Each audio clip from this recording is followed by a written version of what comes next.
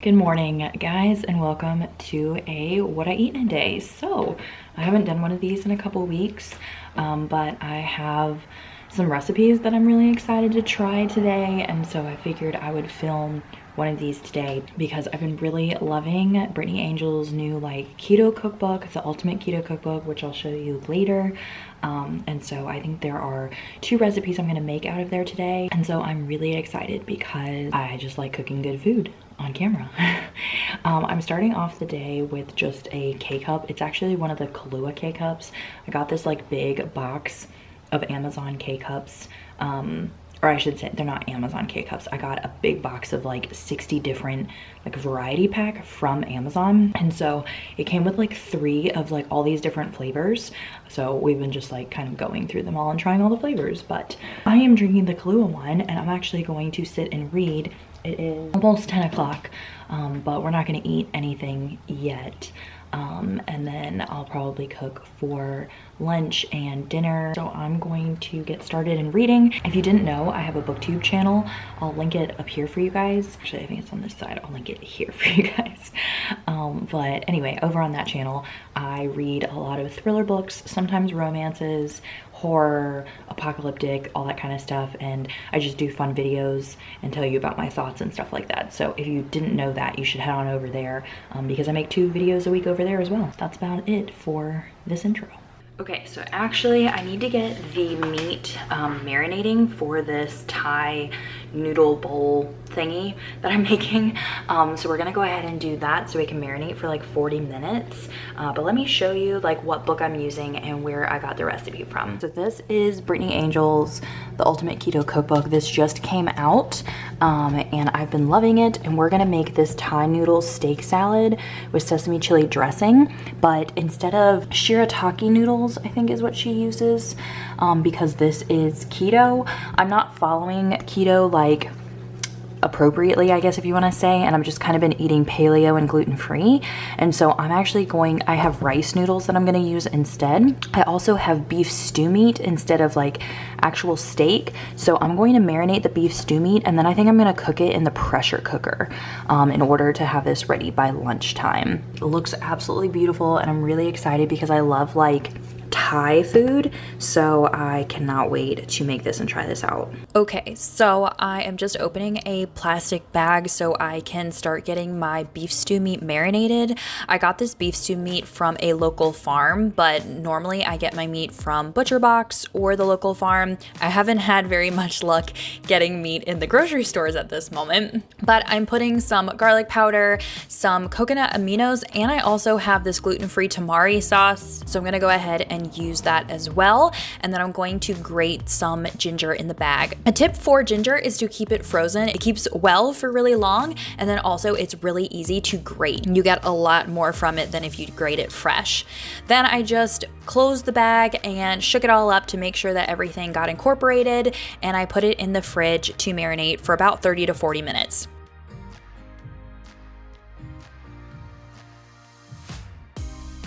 I ended up working on some computer work, and then when the 30 to 40 minutes was getting close, I started boiling some water for my rice noodles, and I pulled out my Instapot so I could start heating up some sesame oil in it to fry the beef.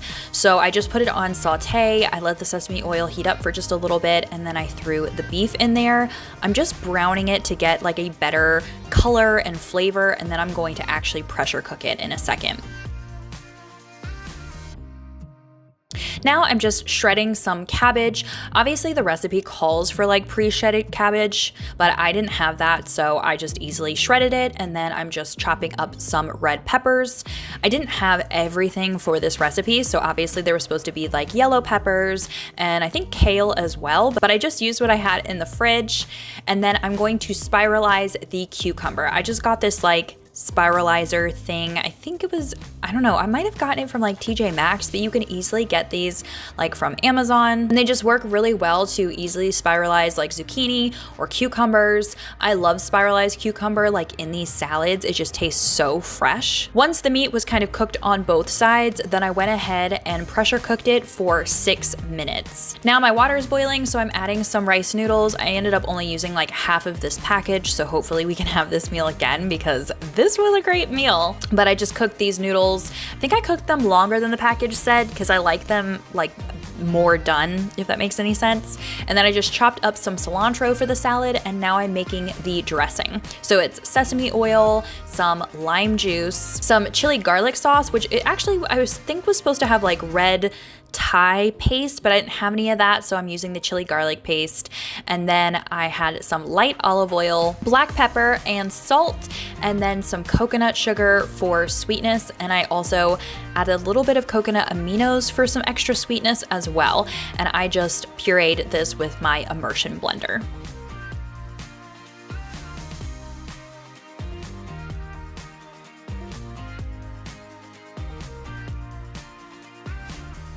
Now that the meat is done, I let the pressure out of that and I just put it right on top of the cabbage and the cucumber noodles and the peppers.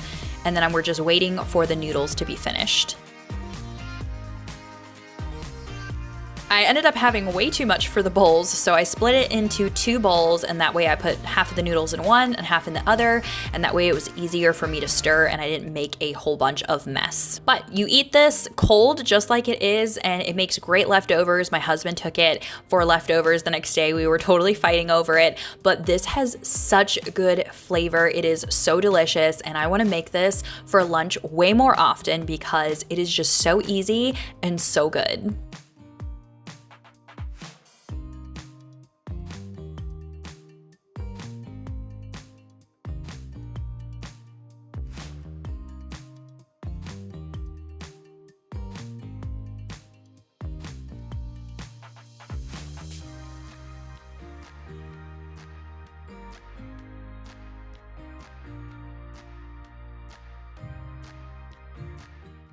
Okay, I just got back from laying outside and reading. That's why I'm in like a totally different outfit. It is still the same day, but I am having my cold brew snack. So it's just ice, half and half, and this is my favorite cold brew. This is the Stoke cold brew.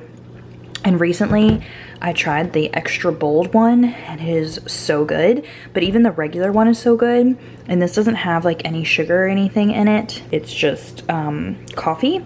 So love this stuff with my glass straw, like so good. I drink like a cup of this a day in the summer.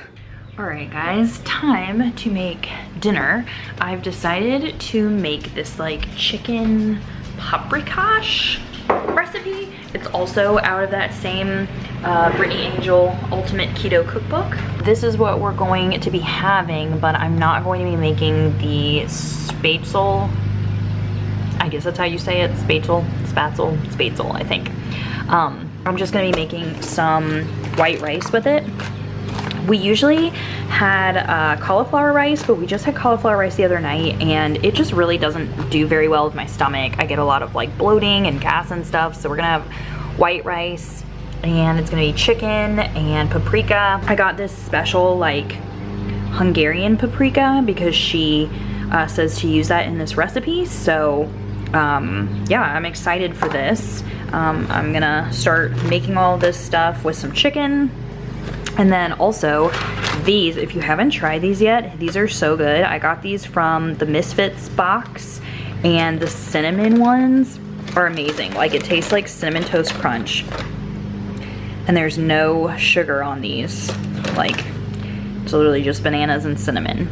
But these are so good. So I've been snacking on these and I'm going to make this chicken paprikash. Okay, so of course I'm eating some of my cinnamon banana chips for a snack because they're just that good, and I'm getting the rice to start cooking. So it's like 2 cups of water, 1 cup of rice, just some salt, nothing fancy. I'm getting that to start cooking because that cooks for about 15 to 20 minutes. And then I'm getting an egg wash started, so it's just an egg that I'm beating up, and then the breading is almond flour, some of the paprika, salt, and pepper.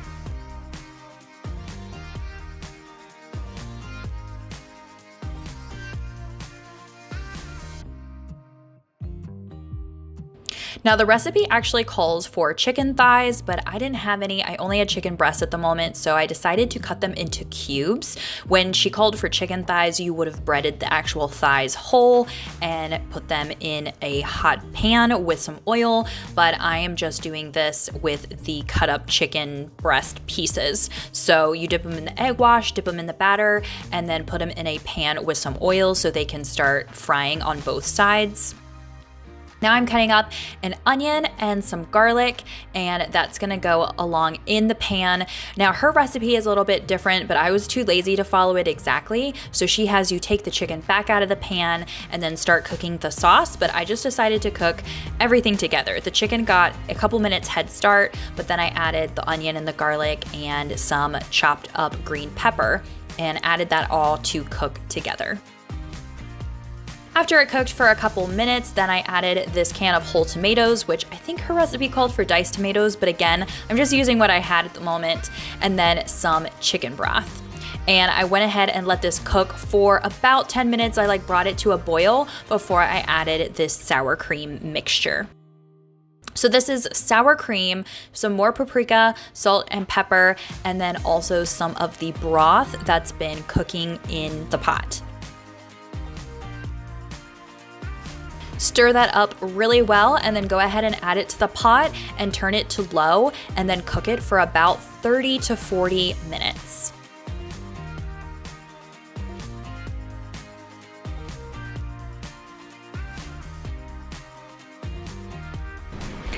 We're going to be putting one of these in the fridge to get cold for me later. Yes.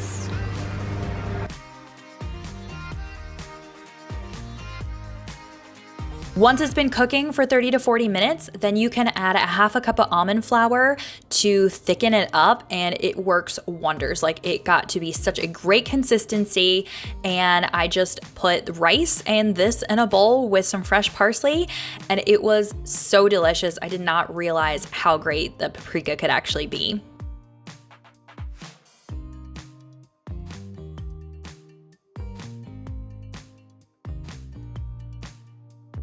Okay guys, it is 9:48. I finished my live show and dinner was really, really good. And I forget if I even told you how great lunch was. Lunch was amazing. That Thai noodle salad thingy, my husband is already fighting me for the leftovers for tomorrow. He was like, I call dibs on it.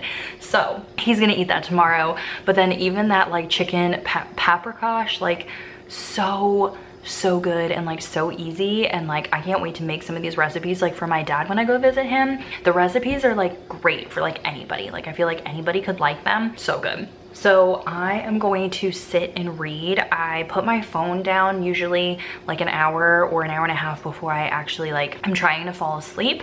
So I'm putting my phone down. I'm making myself a hot drink. I think I'm just gonna do hot lemon honey water, I think. Because I'm not really in the mood for tea. I'm more in the mood for honey and lemon. So I think I'm gonna drink that to start making me fall asleep and soothing, and I'm going to continue reading my book. I only have 100 pages left of my book. Yeah, that's it for for today. I'm not gonna be eating any snacks or anything. I drank that hard apple cider earlier, during my live show, the one that I put in the freezer earlier. So that's just what I've had since dinner, and now I'm gonna have the honey lemon water. But we're done. We're gonna be going to bed soon. The day is over. I hope you guys really enjoyed this video and seeing what I've been making, and I really hope that you guys make these recipes too, because Brittany Angell is amazing. Her recipes are amazing. You should definitely go get her book. I'll have it linked down below in the description box if you want to go get it from Amazon. That's it, and I will see you guys very soon in Wednesday's video. Bye everyone.